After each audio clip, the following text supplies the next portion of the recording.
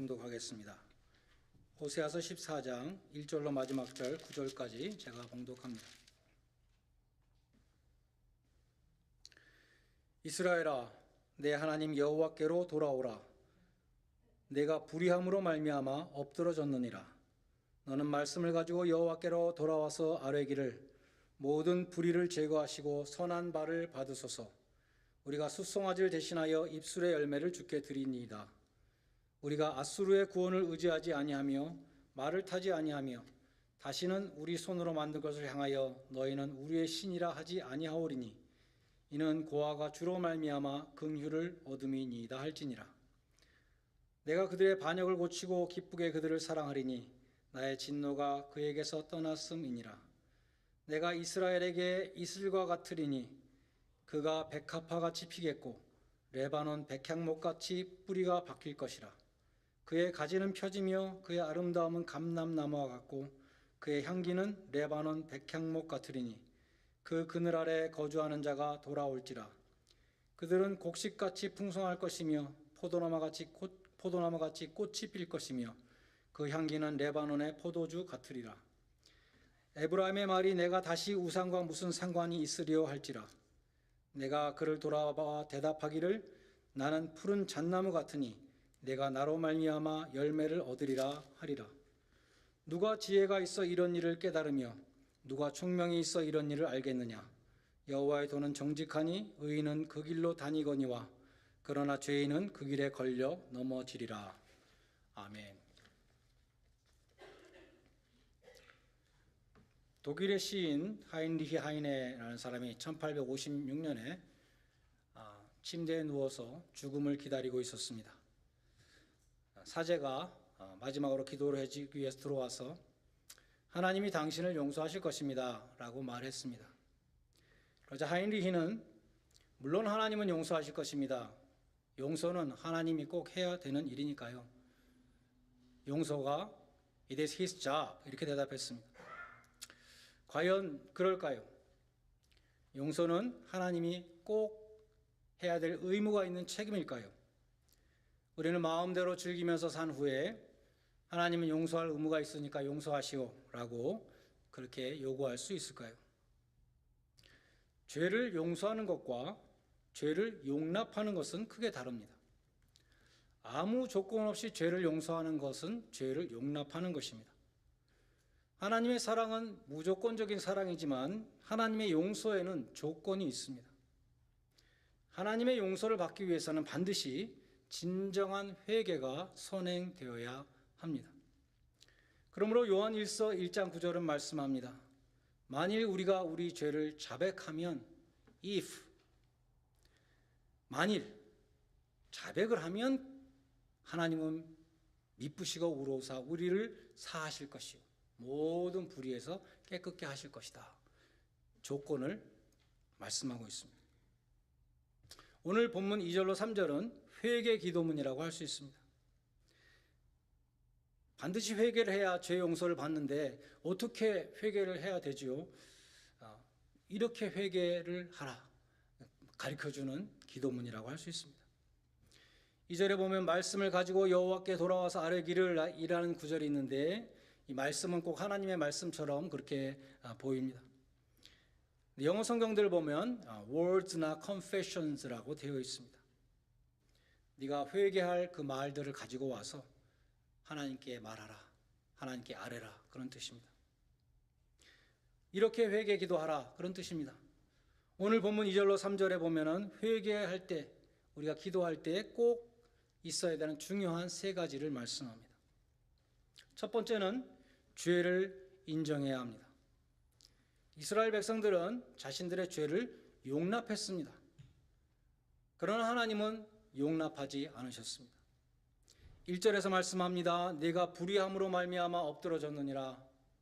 네 죄 때문에 엎드러졌다. 하나님이 다 용납하셨으면 엎드러지지 않았겠죠. 그러므로 2절에서 이렇게 회개 기도하라고 말씀합니다. 모든 불의를 제거하시고 선한 바를 받으소서. 우리가 숫송아지를 대신하여 입술의 열매를 드리나이다. 이스라엘 백성들은 번성했기 때문에 하나님이 자신들을 축복하신다고 생각했습니다. 불의를 저지르고 우상을 숭배하면서도 하나님이 축복하신다고 생각했습니다. 잘 살았기 때문입니다. 그들은 그래서 조금씩 죄와 타협해 나갔습니다. 여러분도 조금씩 죄와 타협하는 그럴 때가 있지는 않습니다. 조금씩 세상에 더 들어가서 죄악된 세상에 물들고 있지는 않습니다. 이스라엘 백성들의 그러한 죄를 지적하는 선지자들은 인기가 없었습니다. 핍박을 당했고 죽임을 당하기까지 했습니다. 그래서 오늘날도 교회에서 죄에 대해서 잘 말하지 않습니다. 예전에 어떤 학부모 어머님이 저한테 우리 교회 청년들에게, 자기 딸을 포함해서 우리 교회 청년들에게 혼전 순결에 대해서 교육해달라 이렇게 부탁을 한 적이 있습니다. 솔직히 왜 이렇게 부담스러운 걸 나한테 시키는가? 그건 어머니가 먼저 얘기해야 되는 거 아닌가? 그렇게 생각이 들었었습니다.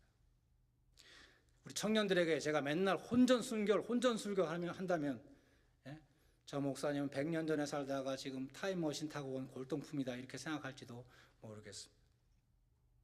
또 목사가 우리 장년들에게 세금 속이지 말고 똑바로 내세요.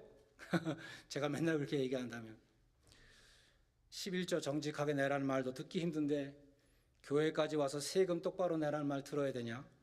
하면서 교회를 안 나올 사람이 있을지도 모르겠습니다.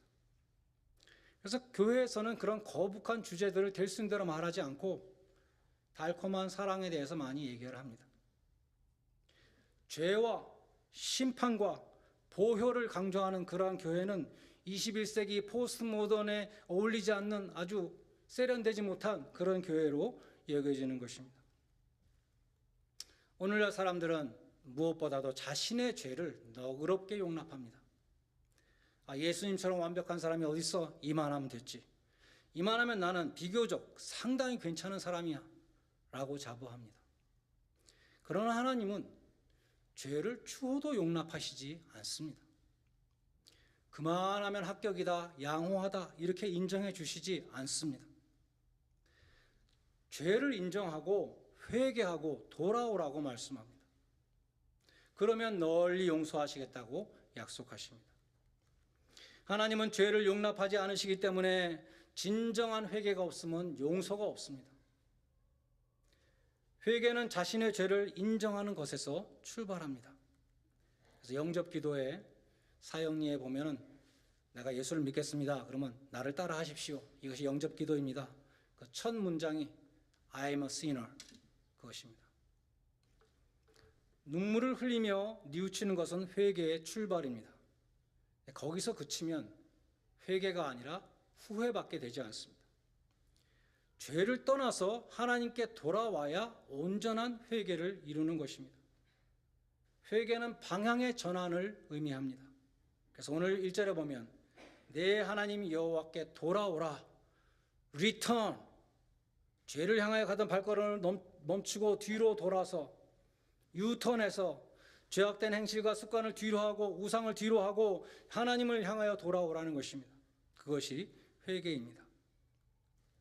둘째로 오늘 본문에 보면 회개 기도문에 꼭 있어야 되는 것이 3절에 있는데 우리가 아수르의 구원을 의지하지 아니하며 말을 타지 아니하며 다시는 우리 손으로 만든 것을 향하여 너희는 우리의 신이라 하지 않겠다는 내용이 있습니다. 말을 타지 않는다는 표현은 자신의 군사력을 의지하지 않는다는 뜻입니다. 아수르도 의지하지 않고 자신의 힘도 의지하지 않고 우상도 의지하지 않고 오직 하나님만을 의지하겠습니다. 이것이 회개기도라는 것입니다. 지금까지 하나님 외에 다른 그 모든 것들을 의지했던 것을 회개하는 것입니다. 세상에는 하나님보다 자기가 가진 소유를 의뢰하는 사람들이 있습니다. 누가복음 12장에 나오는 어리석은 부자를 우리는 기억하고 있습니다. 밭에 소출이 풍성해서 쌓아둘 곳이 없어서 창고를 다시 지었습니다. 창고를 더 크게 짓고 곡식과 물건을 가득 채웠습니다. 여러 해 쌓을 물건이 여러 해 동안 쓸 물건이 좋게 있었다. 어쩌면 죽을 때까지 쓸 물건이 다 쌓아놨는지도 모르죠. 이 부자는 배짱이 두둑해졌습니다. 세상에 두려울 곳이 없었습니다. 이제 아무 걱정 없으니 편안히 쉬고 먹고 즐거워하자. 평안히 쉬고 먹고 마시고 즐거워하자. 이렇게 말했다는 것입니다. 이때 인간의 생사화복을 주관하시는 하나님이 말씀하십니다.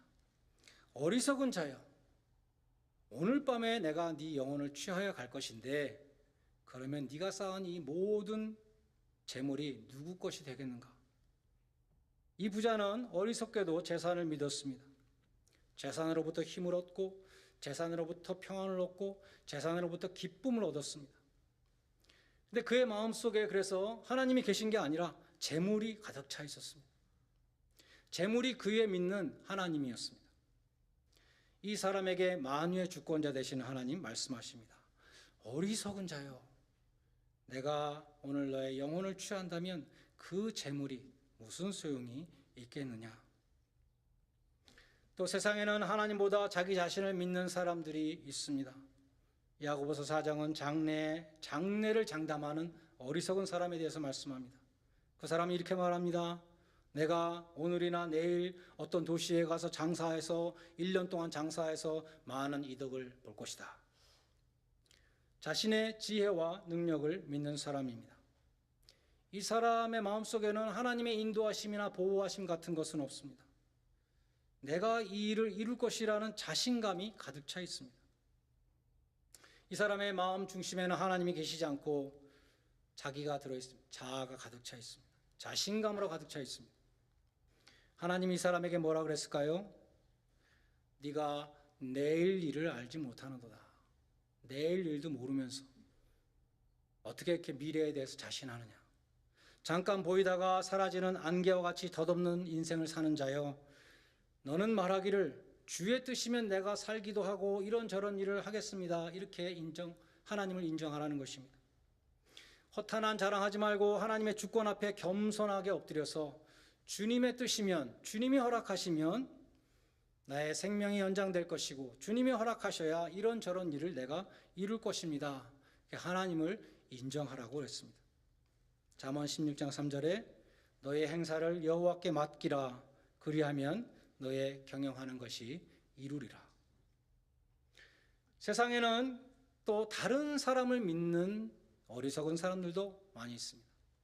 힘 있는 사람, 돈 많은 사람, 그런 사람을 믿는 어리석은 사람입니다. 오늘 본문에 보면 아수르를 믿었습니다.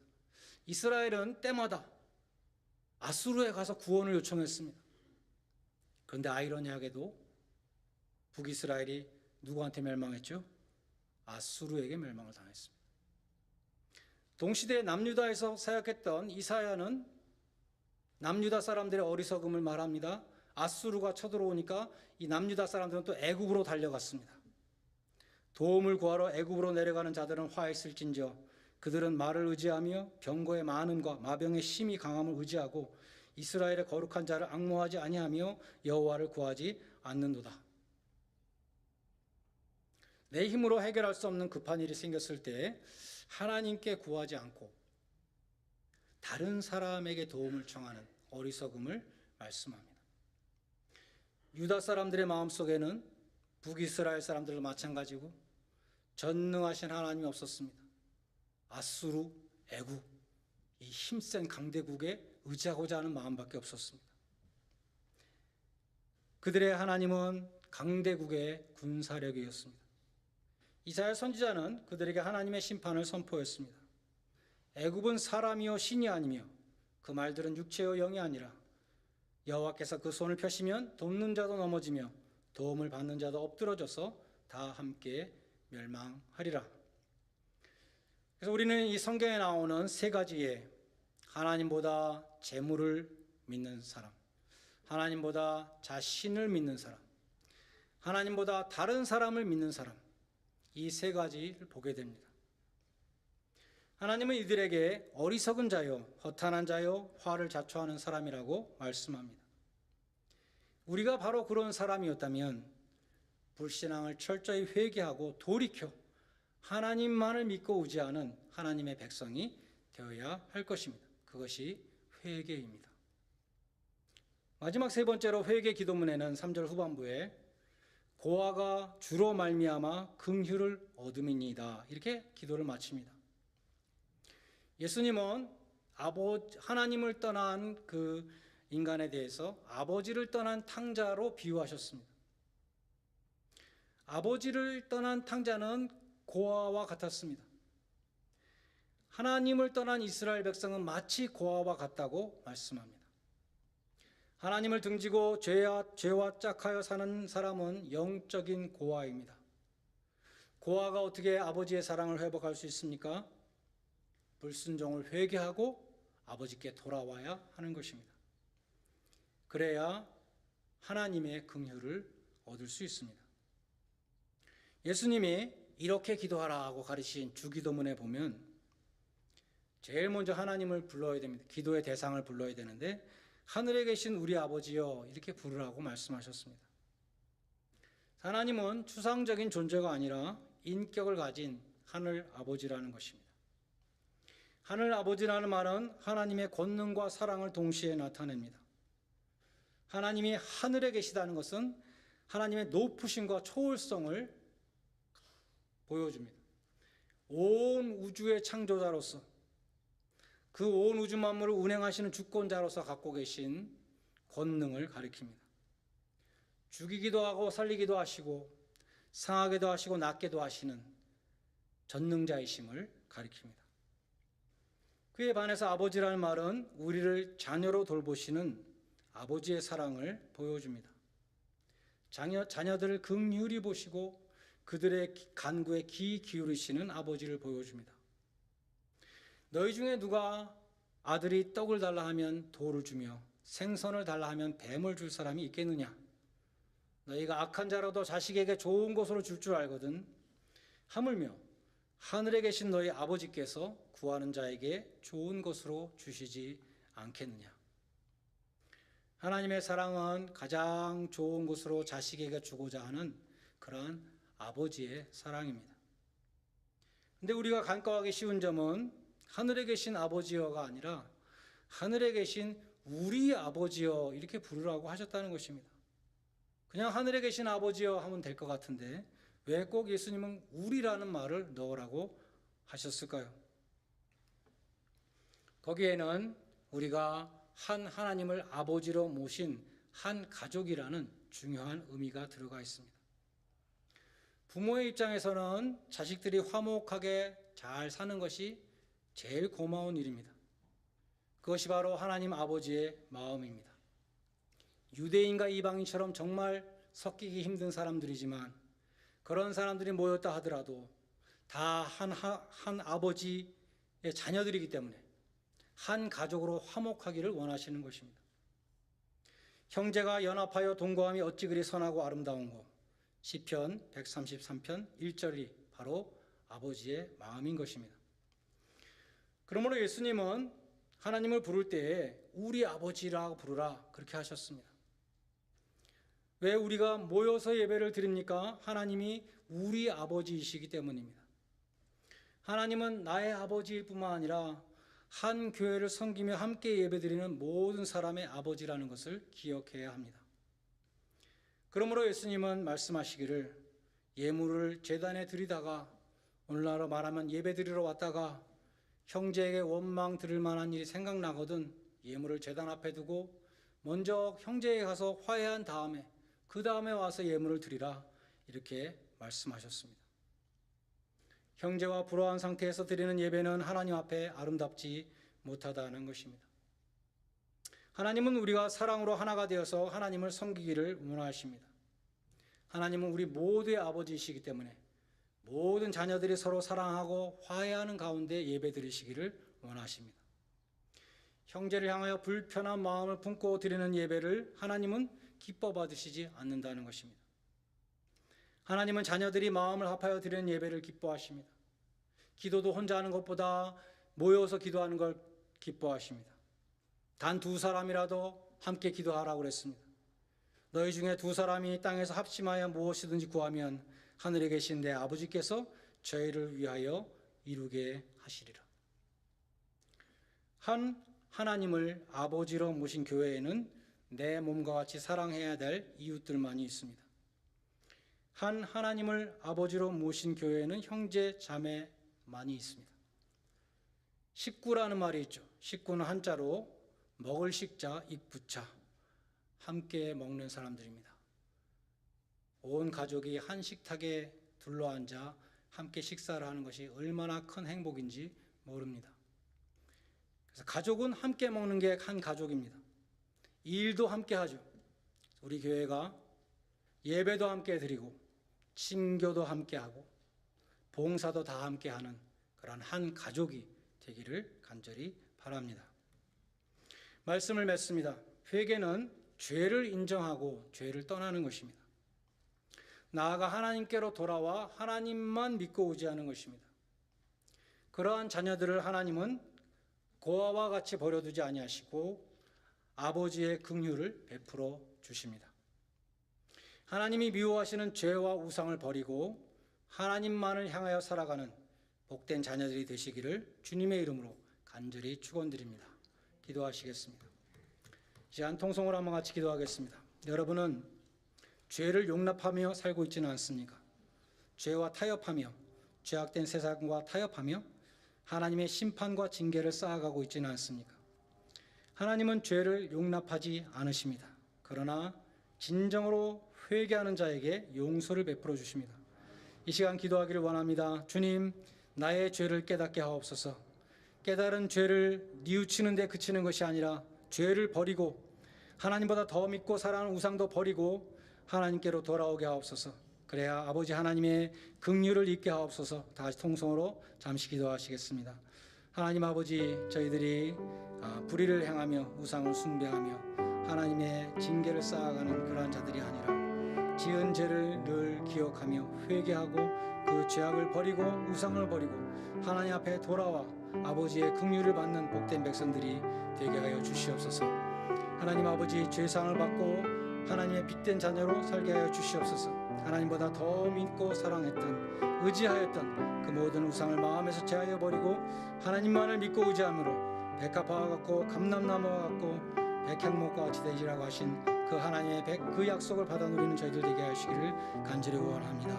우리가 조금씩 타협하여 가는 죄가 되지 않도록 도와주시고 나의 죄를 용납하는 자 되게 하지 말게 하여 주시고 하나님 앞 진정으로 뉘우치는 자가 될 뿐만 아니라 진정으로 죄악을 버리고 하나님께로 돌아올 수 있는 참으로 회개하는 자 되게 하여 주셔서 용서받는 자가 되게 하시고 하나님의 긍휼을 받는 자가 되게 하시며 이 어두운 세상 가운데 빛된 하나님의 자녀로 살아갈 수 있는 복된 자녀들이 다 되게 하여 주시옵소서. 예수님의 이름으로 기도합니다. 하나님 아버지, 불의를 행함으로 엎드러지는 자가 되지 않게 하여 주시옵소서. 하나님이 결코 용납하지 아니하시는 죄를 통회하며 회개하게 하여 주시옵소서. 불의를 버리고 죄악된 길에서 돌이켜 하나님께로 돌아오는 그 참된 회개를 통하여 죄사함을 받으며 긍휼함을 입는 하나님의 복된 자녀들이 다 되게 하여 주시옵소서. 하나님보다 더 믿고 의지하던 그 우상들을 우리 마음속에서 죄하여 버리고 오직 하나님만을 믿고 의지함으로 백합화와 같고 감람나무와 같고 백향목과 같이 되리라고 하시는 그 하나님의 복된 약속을 다 받아 누리게 하여 주시옵소서. 예수님의 이름으로 기도드리옵나이다.